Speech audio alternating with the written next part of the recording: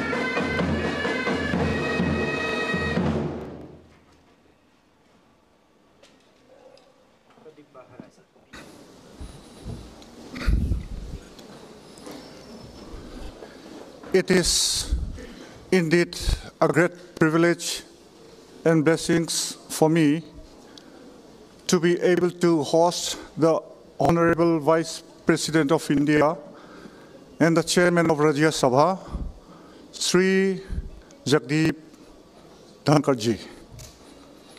I am also honored with the presence of the Honorable Governor of Mizoram, Dr. Haribabu Khambampatiji, the Honorable Chief Minister of Mizoram, Pu Lalduoma, and honorable members of this House. Sir, I, on behalf of this House, welcomes you wholeheartedly. Our Honorable Chief Guest, the Vice President of India, is a visionary leader who has rendered tireless contributions to the nation and made substantial contributions to the country in what it is today. We cherish this visit. It will go down in our memories as an auspicious moment in the times to come.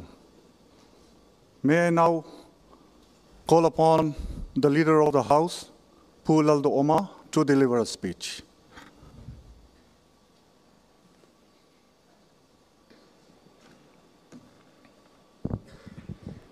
The Honorable Vice President of India, Sri Jagdeep Dhankarji, the Honorable Governor of Mizoram, Dr. Haribabu Khambampatiji, the Honorable Speaker of the House, Pu Lalduoma, and honorable members of this House.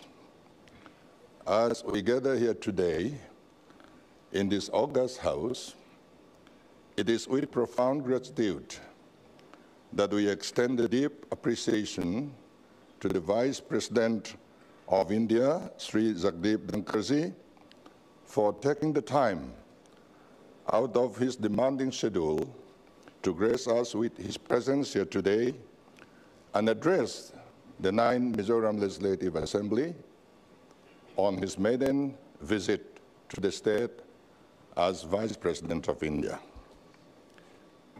It brings me great joy to reflect upon the recent celebration of our 38th State Day across Mizoram, and I am delighted to share my colleagues here today that the Honorable Vice President has extended greetings to the people of Mizoram through social media, expressing his sincere wishes for the progress, prosperity, and well-being of the people of the state. It is indeed a privilege to have him with us in person today. We anticipate with hopeful hearts that this visit is the first of many more to come in the future. We only wish he would have stayed longer to release our captivating weather, breathtaking landscape, and the warmth of the people here. When Mizoram attained its status of Union Territory in 1972, India had already charged ahead with its fifth five-year plan, placing us 25 years behind in terms of development. Moreover, for 2 decades until 1986, our state experienced troubled times, slowing our progress a great deal. Despite facing numerous obstacles, we take immense pride in our efforts to catch up and align ourselves with the nation's trajectory and in the remarkable achievements that have come to characterize our state and its people. Foremost among these accomplishments is the transformation of our once strife-ridden state into the most peaceful state in our country. Additionally, our impressive literacy rate, ranking third highest nationwide, stands as a testament to our unwavering dedication to education and progress. However, as echoed in the timeless words of Robert Frost, quote, "I have promises to keep and miles to go before I sleep," unquote. We acknowledge the arduous path that lies ahead, driving us with renewed determination within the chambers of this august House. Recognizing the enormity of tasks and the constraints of time, we are acutely aware that the journey of governance is far from easy, contrary to popular belief. Our new government is humbled by the overwhelming mandate it has received from the people of Mizoram. And as it embarks on its journey to serve them, it will be our collective endeavor to be true to this mandate and the aspirations of the people. To realize our vision of a transformed Mizoram, characterized by inclusive and equitable growth, we rely heavily on the continued guidance and support from the central government. Additionally, we require adept advocates who can effectively champion our cause before authorities in New Delhi. I therefore seize this opportunity to humbly request the Honorable Vice President of India to assume the role of an ambassador for Mizoram upon his return to New Delhi, as well as his travels across India and beyond. Such advocacy on the part of a dignitary as important as the Vice President will undoubtedly bolster our efforts and pave the way for our collective aspirations to come to fruition. I'm confident that today's visit by the Honorable Vice President will not only inspire my fellow legislators in this House, but also strengthen their dedication as representatives of the people of Mizoram at large. Reflecting on the trajectory of Sri Jagdeep Dhankarji's life journey, from his modest beginning as a young lawyer in Rajasthan, and then Member of Parliament, and then Union Minister and Governor of West Bengal, and now to his current esteemed position as Vice President of our nation, one realizes what a truly remarkable individual he is. We are blessed to have him in our presence, and I'm sure that I speak for everyone present here today in wishing him a very successful tenure as Vice President. In conclusion, I extend my sincere wishes for the Honorable Vice President's safe journey back to Delhi. We hope that he has found as much enjoyment and significance in this visit as we have, marking a truly momentous occasion for the state of Mizoram. Jai Hind.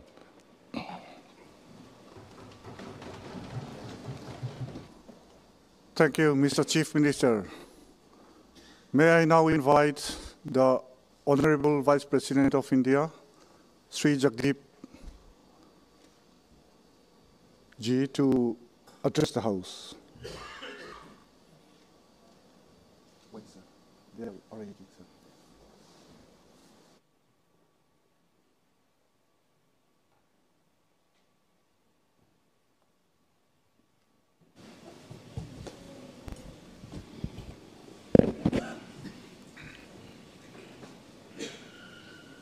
My greetings to all of you.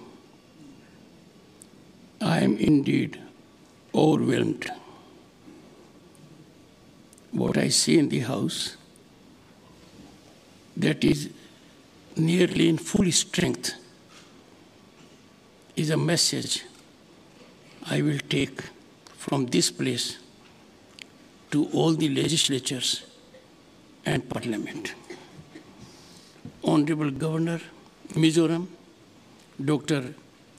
Hari Babu Kambhampati, Honorable Speaker, Mizoram Legislative Assembly, Lal Biak Jama, Honorable Chief Minister and Leader of House, Mizoram Legislative Assembly, Laldu Oma, Leader of the Opposition, Mizoram Legislative Assembly, Lal Chandama Ralte, Honorable Members of Mizoram Legislative Assembly, officials, staff of Secretariat, distinguished audience in the gallery, friends in the media. My greetings to you all. It is a privilege, an honor, and a moment to ever cherish to address this august assembly. It is a matter of pride that this assembly has, for the first time, 3 women members. Congratulations to them. Their presence in this House reflects increasing participation of women in governance and policy making. We are fast heading towards women-led development. The spectacular performance of our girls on the 75th Republic Day at Kartavya Path was a defining moment and a welcome change. It was their day. On September 20 and 21 last year, Lok Sabha and Rajya Sabha passed a constitutional legislation, Nari Shakti Vandan Adhiniyam, providing for 1/3 reservation for women in Lok Sabha and state legislatures. This became law and a constitutional prescription with the signing by the Honorable President of India, Srimati Draupadi Murmu, the first tribal and the first woman tribal to occupy the highest constitutional office in the largest democracy on the planet, home to 1/6 of humanity. What a glorious moment, an epochal event, a tribal woman president, embedding this historic change, this game-changer provision in our Constitution. This involvement of women in Lok Sabha and legislatures will be transformational in evolution of policies and governance. So, be prepared. In the state assembly elections to come, witness amazing, soothing spectacle in this House of 40, where 13 or more members will be women participating in policy making and governance. It is a matter of joy for us all that our nation is on a path of unprecedented progress. Our economy a decade ago was at number 11 in the world. Now we are the 5th largest global economy, ahead of Canada, UK, and France. As a nation, we are already the 3rd largest in terms of purchasing power. In coming 2-3 years, by all indications, we will be the 3rd largest global economy, ahead of Japan and Germany. The country now has world-class infrastructure of roads and connectivity. In all this development, Northeast, including the state of Mizoram, has been a significant partner. The region has seen unprecedented exponential growth in the last decade. The government's policy of Look East, Act East has been a game changer. Last decade has been the golden era of the Northeast.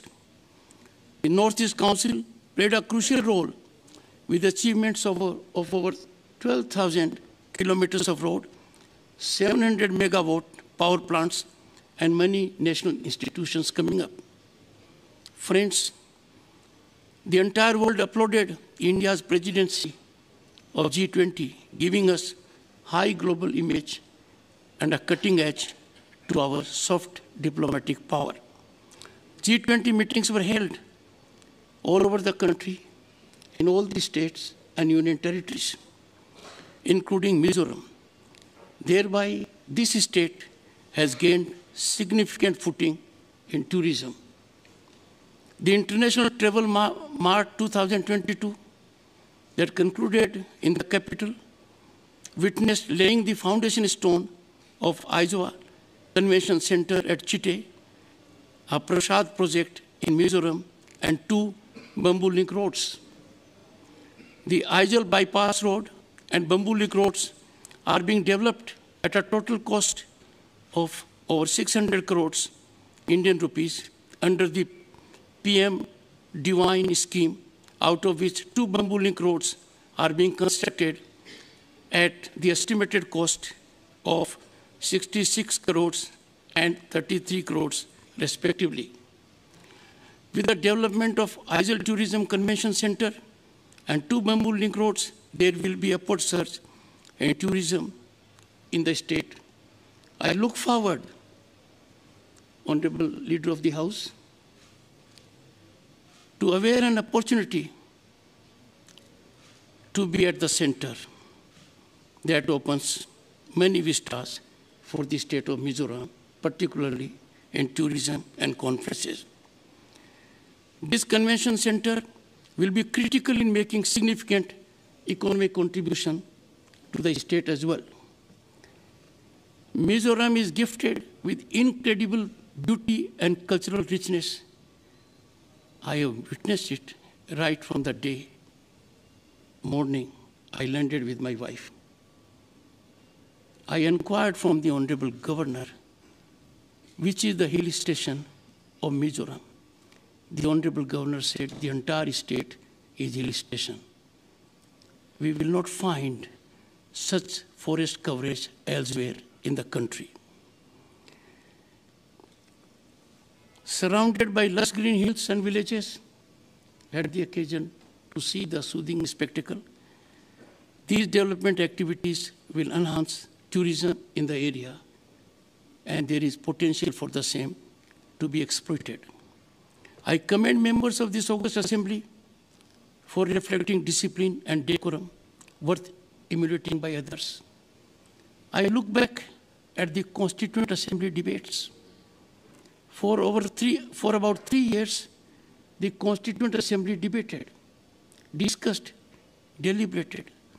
Constituent Assembly grappled with issues that were contentious, highly divisive, highly emotive.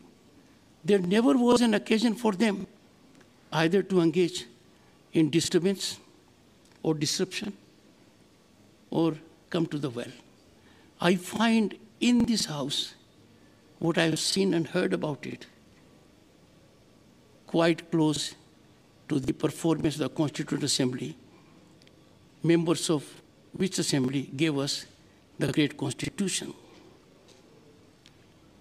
I will take this message in all earnestness because I am motivated, inspired, that if such an ecosystem is there in temple of democracy, the nation benefits, the state benefits, and the people prosper. Friends, we all in nation are part of Marathon March for Viksit Bharat at 2047. This August Assembly needs to roll out a roadmap of growth and development that is futuristic and contributes to the success of this glorious marathon for Viksit Bharat at 2047, when we'll have the occasion to celebrate centenary of our independence. Friends, your enormous potential in tourism, horticulture, local art, and products need to be fully exploited. It makes available to young minds great opportunities. The remarkable focus on the Northeast India with a separate department of the central government has resulted in great outcome. The exponential rise in physical and digital connectivity, roads, has been a game changer. We all in the country have to keep our nationalism uppermost. We have to take pride in being citizens of this great nation. We have to be proud of our exponential, phenomenal rise in all sectors that is being uploaded by global institutions. It is time for us to be guided by what Dr. Ambedkar has reflected. I quote, "You should be Indian first, Indian last, and nothing else but Indian," unquote. Honorable members, I take the opportunity to invite all the honorable members to be my guest and visit new building of Parliament, Bharat Mandapam, where we had the great occasion to have G20 final meeting. Yashobhumi, the venue of P20, as my guests. It will be an honor to me and to members in the Parliament that they will be able to interact and give a different kind of thought process, how a house can be handled so decorously and in a dignified manner, giving highest productivity. Honorable members, we have to look at the contemporaneous scenario. Contemporary scenario for India at the moment is upbeat in every walk of life. If we talk in terms of economic development, the world is taking us to be hotspot of opportunity and investment. We are being ranked very high by global institutions like International Monetary Fund and the World Bank. When we think in terms of infrastructure, what was not obtaining earlier, something which was beyond dream and contemplation, is a ground reality. I had the occasion to be member of Lok Sabha in 1989, and the leader of the House had the occasion to be there in 1984. We know the situation then, and most of you gather about it. We were in a very difficult situation, economically and otherwise. Imagine the plight of the nation that once was known as a golden bird, Sone ki chidiya. The gold had to be airlifted, placed to 2 banks in Switzerland to sustain our fiscal credibility. And now that is something which we can't recollect. We are marching ahead of other nations, developed nations. Those who sought to give advice to us are seeking our advice. They are coming to this country with hope and optimism to make opportunities available to them. In this kind of upbeat scenario, it lies in the domain of legislature to play the decisive role of enlightening the executive and ensuring that we are on a passage that is fastest so that we become a global power. Never before our youth had an ecosystem available to them that they could, by virtue of governance policies and initiatives, exploit their talent, realize their ambitions and dreams. This state is full of hope and possibility. This state has to work through the wisdom of legislature to unleash the opportunities, be it in hydropower, be it in tourism, be it in startups. These are the times where a constant of place is no longer a constraint. With digital penetration taking place in a country that has stunned world institutions, our digital penetration was remarked by the World Bank that India achieved in 6 years, which could not be achieved by others in 4 decades and more. If we take it, our transactions in this forum in 2022, they were 4 times the transactions of USA, UK, France, and Germany taken together. Look at the genius of our people, their adaptability to technology, that per capita internet usage in our country is more than that of China and USA taken together. The entire country could weather the storm of pandemic COVID because we had a mechanism of having inclusive growth. It is difficult for the world to recognize, and they admitted only after results, that in this country there could be 500 million bank accounts that reflects adequately of banking inclusion of the ordinary person, the person in the last row, to take benefit of governance. The nation stands for all. The kind of development, I can assure you, friends, is taking place not in a periodical manner. Everyone is benefiting thereby. And this part of the country in particular is gifted by nature with beauty, elegance, forests, ecology. There can hardly be a rival place where there are opportunities for tourism.